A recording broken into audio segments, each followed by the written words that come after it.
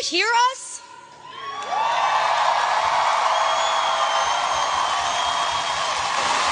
Harvard, do you hear us?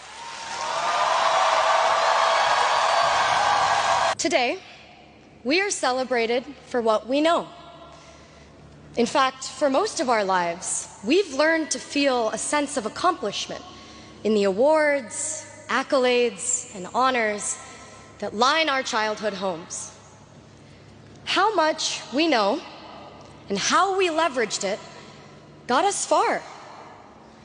It got us here.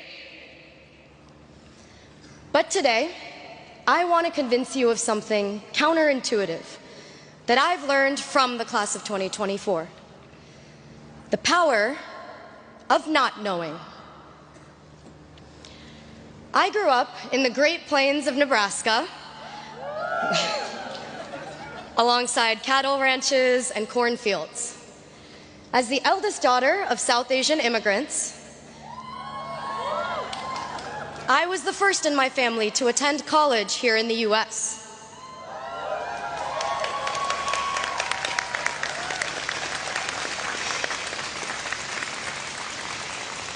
There was a lot I didn't know. When it came time, I asked my parents how to apply to colleges, and they too said, I don't know. The words, I don't know, used to make me feel powerless, like there was no answer, and therefore no way, as if I was admitting defeat. From Nebraska to Harvard, I found myself redefining this feeling of not knowing. I discovered a newfound power in how much I didn't know. I didn't know a field called the history of science even existed. And I now find myself a graduate of the department. Here, for the first time in my life, I had a professor of color, a historian of science who taught me history is just as much about the stories we don't know as the stories we do. In the history of science, we often look for what is missing, what documents are not in the archives, and whose voices are not captured in history. I've learned silence is rarely empty, often loud. I've learned this not only in the classroom, but also from the class of 2024. In reflecting on our collective moments at Harvard, I've realized it's the moments of uncertainty from which something greater than we could have ever imagined grows. And our class has experienced more than our fair share of the unknown. In our first year, during COVID, we didn't have Annenberg to meet 100 people in an hour and walk out remembering 5 names. What did we do? Hefes became the new Annenberg, and we learned to connect differently, building quality over quantity in our friendships. In our sophomore year, Roe v. Wade was overturned, and there was, and still is, in many parts of the country, an omnipresent uncertainty in accessing reproductive health care.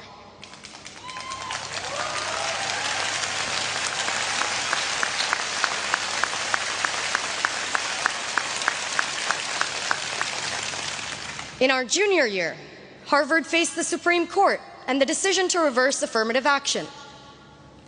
Whether we realize it or not, we've been swimming in uncharted waters. Which brings me to our senior year. A year on campus marked by enormous uncertainty. In the fall, my name and identity, alongside other Black and brown students at Harvard, was publicly targeted.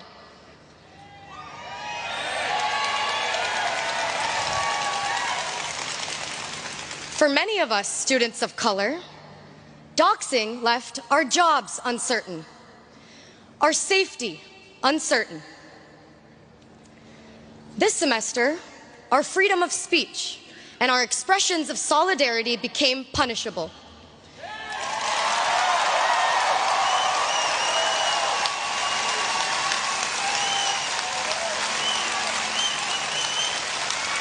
leaving our graduations uncertain.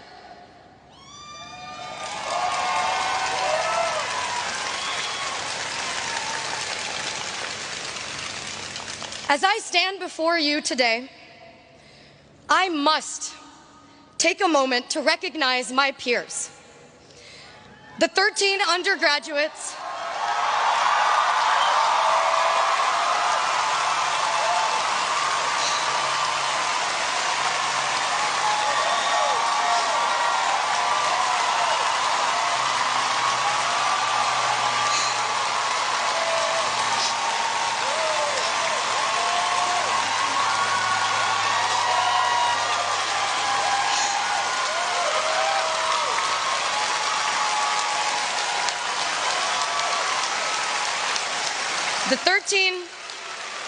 the 13 undergraduates in the class of 2024 who will not graduate today.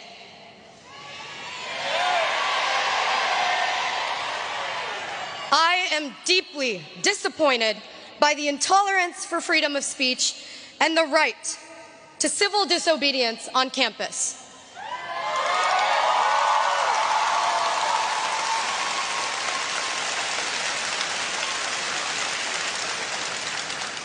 Over 1,500 students had petitioned. Nearly 500 staff and faculty had spoken up, all overwhelmingly against the unprecedented sanctions. As an American and as a Harvard graduate, for me, what is happening on campus is about liberty. This is about civil rights and upholding democratic principles.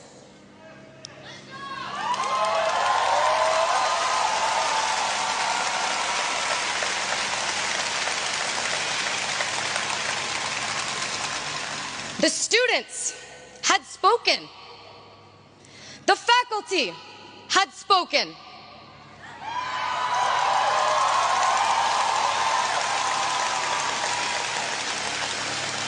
Harvard, do you hear us?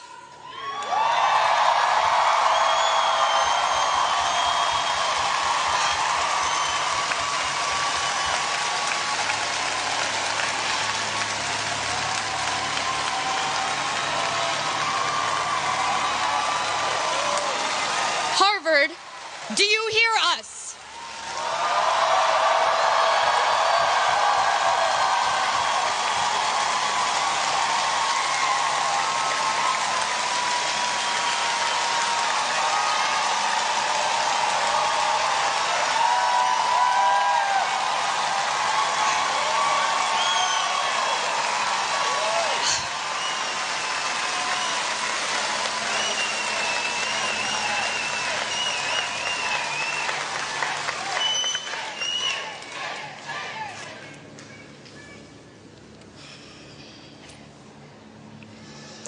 We are in a moment of intense division and disagreement in our community over the events in Gaza.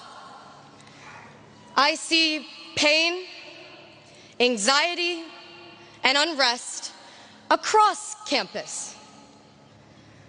But it's now, in a moment like this, that the power of not knowing becomes critical. Maybe we don't know what it's like to be ethnically targeted. Maybe we don't know what it's like to come face to face with violence and death. But we don't have to know. Solidarity is not dependent on what we know, because not knowing is an ethical stance.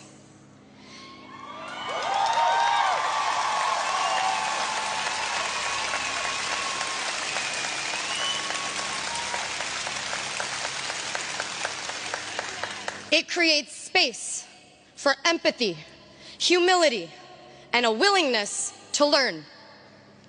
I choose to say, I don't know, so I'm empowered to ask, to listen. I believe an important type of learning takes place, especially in moments of uncertainty, when we lean into conversations without assuming we have all the answers.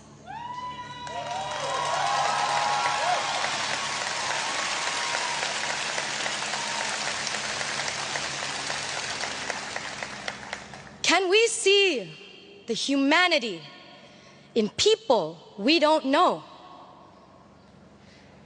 Can we feel the pain of people with whom we disagree? As we graduate, what we know, our material knowledge, may not matter so much anymore. The truth is, it's what we don't know and how we navigate it that will set us apart moving forward. Uncertainty is uncomfortable, but I encourage you to dive into the deep end of discomfort. Engage with the nuances.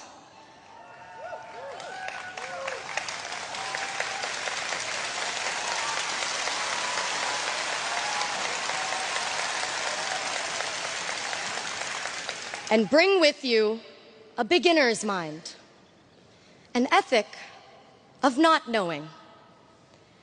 Emily Dickinson had said, "Not knowing when the dawn will come, I open every door." Thank you, and congratulations.